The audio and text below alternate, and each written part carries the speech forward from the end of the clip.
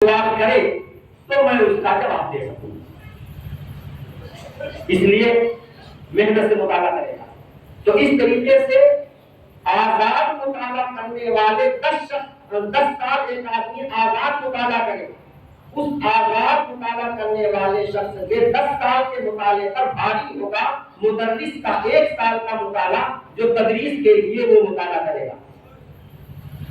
اور سنو، اگر مدرس تو صرف طلبہ کو پڑھانے سمجھانے کے لیے مطالعہ کرے گا نا، اتنا خطرہ نہیں ہے.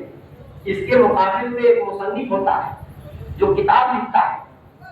تو کتاب لکھنے کے لیے جب میں مطالعہ کروں گا تو یہ کتاب جانتے وہ پوری دنیا میں جائے گی، میری زندگی میں نہیں رہے گی، میرے مرنے کے بعد بھی رہے گی. تو تصنیف کے لیے جو میں مطالعہ کروں گا وہ اور زیادہ باریکی ہوگی اور محنت ہوگی، بار بار بار بار بار بار سمجھ کر کے اور پھر اس کو کوڈ کر کے میں لکھنے کی کوشش کروں گا کہ کہیں سے کوئی غلطی نہ ہونے پائے. لہذا 10 سال چنانچہ مولانا مراد گیلانی فرماتے ہیں کہ 10 سال کے ایک مدرس 10 سال مطالعہ کرے تو جس درجے تک پہنچے گا مصنف 1 سال میں اس درجے تک پہنچ جائے گا جو 1 سال میں کرے گا.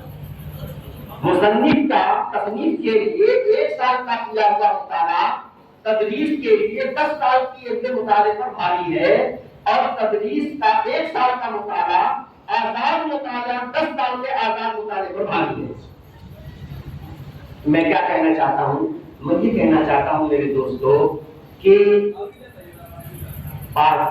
جو تخصصات کا جو سلسلہ جو چلا ہے یہ بھی بہت امت کے لیے نافع ہے.